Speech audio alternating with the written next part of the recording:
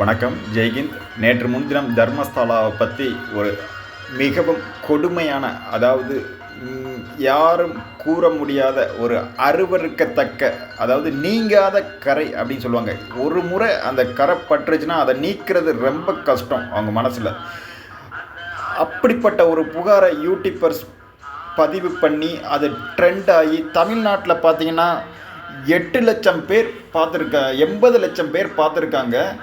அப்புறம் பார்த்தீங்கன்னா 60 லட்சம் பேர் மறுபடி அவரை கைது பண்ணிலாம் இது பண்ணி மறுபடி வந்துட்டு அவரை பொய்யான புகார்னு முன்னாடியே தெரிஞ்சு கைது பண்ணியிருக்காங்க. மறுபடியும் அவர் இந்த ஒரு குற்றச்சாட்டு பண்ணி அது 60 லட்சம் பேர் பார்த்துருக்காங்க.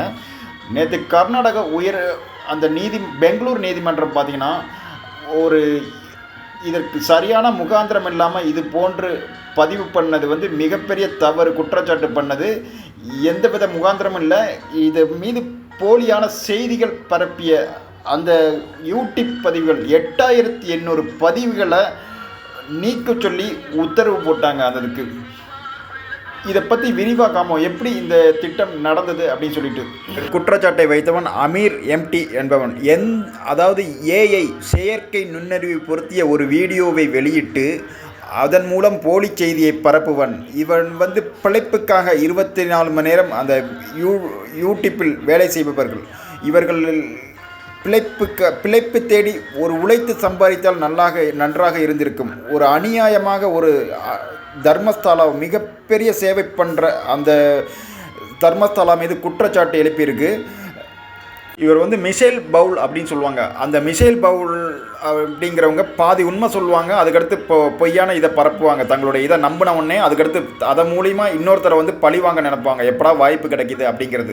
இவர் ஒரு பொய்யான அதாவது 1995லேருந்து 2015 வரை பிணங்கள் மட்டும், அது கன்னிப்பெண்கள் கற்பழிக்கப்பட்ட பிணங்கள் விதைக்கப்பட்டிருக்கு அப்படின்னு சொல்லிட்டு எந்தவித முகாந்திரமும் இல்லை. அதாவது ஒரு பொய்யை சினிமாவில் பார்க்குற கற்பனை செய்து ஒரு பொய்யை எவ்வாறு பரப்ப முடியுமோ அது போன்ற ஒரு பரப்பியிருக்காங்க. எந்த ஒரு முகாந்திரமும் இல்லை. பாதிக்கப்பட்ட பெண்களுடைய வீட்டிலேருந்து ஏன் யாருமே குற்றம் சாட்டு எதுவுமே பதிவு பண்ணல. அப்படி இருக்கும்போது எந்த விதத்தில் இதை சொன்னாங்க. அதாவது குறிப்பாக ஒரு சமுதாயத்துக்கு மட்டும் பாதிப்பு ஏற்பட்டால் இதை பரப்புறதுக்கு, போலி செய்தியை பரப்புறதுக்குன்னு இந்த திட்டம் போட்டு தமிழ்நாட்டையும் சரி அந்த யூடியூபர்ஸ் இருக்காங்க, அந்த யூடியூபர்ஸ் மேலே சரியான நடவடிக்கையும் எடுக்கணும்.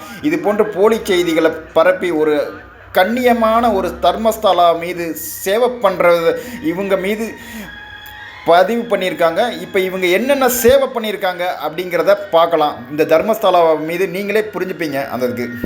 இந்த தர்மஸ்தலாவை ஆரம்பித்தவர் பேர் தர்மமஞ்ச நரேன். இப்போ நடத்திக்கிட்டு இருக்கிறவர் வீரேந்திர கிட்டு.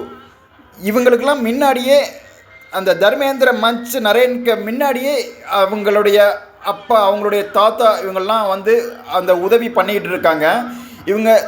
அவங்க வர்ற, அதாவது அந்த காணிக்கையை உருப்படியாக பற்றி அவங்க செயல்படுறாங்க. ஆனால் சுமார் ஒரு நாளைக்கு 1 லட்சம் பேருக்கு உணவு அளிக்கிறாங்க. அன்னதானம் ஒரு நாளைக்கு அங்கே வர்ற ஊழியர்லேருந்து மக்கள்லேருந்து எல்லாத்தையும் சேர்த்து 1 லட்சம் பேருக்கு எல்லாருக்கும் உணவளிக்கிறாங்க.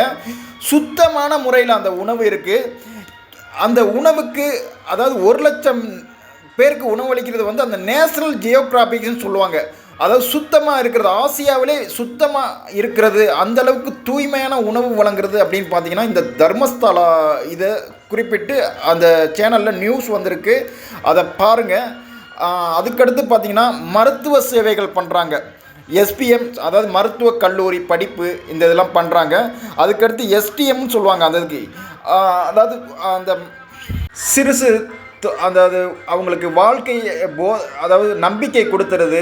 அதாவது எந்த ஒரு மத மாற்றமும் இவர் நிகழ்த்தலை. அதுக்கு குறிப்பிட்டு யாரையும் அவங்களுக்கு உதவியான தேவையான, அதாவது உதவியல் தொழில் புரிவதற்கு ஒரு இதை வாங்கி கொடுக்கறது, ஒரு தொழில் ரீதியாக அவங்கள உயர வைக்கிறது, முன்னேற்ற வைக்கிறது. அதுக்கடுத்து பார்த்திங்கன்னா மருத்துவத்தில் ஏழை மக்களுக்கு ஒரு சிறிய அளவிலான ரூபாய் தொகையை வாங்கி அவங்களுக்கு உயர் தொழில்நுட்ப கண் சிகிச்சை, சர்க்கரை, டயாலிசிஸ், ஆயுர்வேதம், ஆம்புலன்ஸ் சர்வீஸ், அது போன்ற மருத்துவ சேவைகள் அனைத்தும் பண்ணுறாங்க. அதுவும் இருக்கிறவங்கள்ட்ட காசு வாங்கிக்கிறாங்க, இல்லாதவங்களுக்கு மிக குறைந்த அதுவும் பண்ணுறாங்க. இலவசமாகவும் பண்ணுறாங்க. அந்த இதுக்கு மிக குறைந்த அளவில் தான் காசு வாங்குவாங்க. அந்த இதுக்கு அந்த சேவை பண்ணுறாங்க.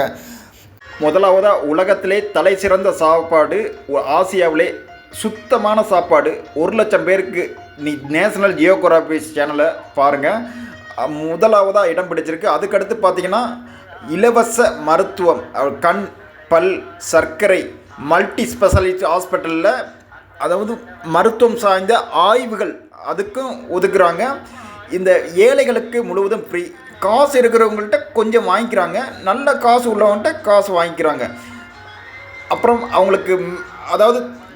அவங்களுக்கு நல்ல ஒரு ஆலோசனை வழங்கி அவங்கள நல்ல வாழ்விற்கான வழிகளை கூறுவது, குறைகளை கேட்டு களைவது, இது போன்ற ஒரு அரசாங்கம் செய்ய வேண்டிய ஒரு பணியை தினமும் 1,00,000 பேருக்கு ஒரு உணவு கொடுக்கறதுனா எவ்வளவு பெரிய அமைப்பு, எவ்வளவு பெரிய கிச்சனை இவர் உருவாக்கியிருக்காரு. அந்த இதுக்கு எவ்வளவு பெரிய சேவை பண்ணிக்கிட்டு இருக்காரு அந்த இதுக்கு. அப்போ இந்த இவருக்கான சேவைக்கான நோக்கத்தை பாராட்டாமல் இருந்தாலும் பரவாயில்ல, அவங்கள தயவு செய்து நீங்கள்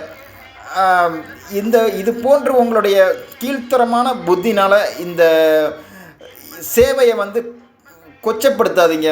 இவ்வளவு பெரிய அநியாயம் நடந்திருக்கு. ஆனால் இந்த தர்மஸ்தலாவுக்கு ஆதரவாக யாரும் குரல் கொடுக்கல. இது மிகப்பெரிய வருத்தத்துக்குரியது. வணக்கம், ஜெய்ஹிந்த்.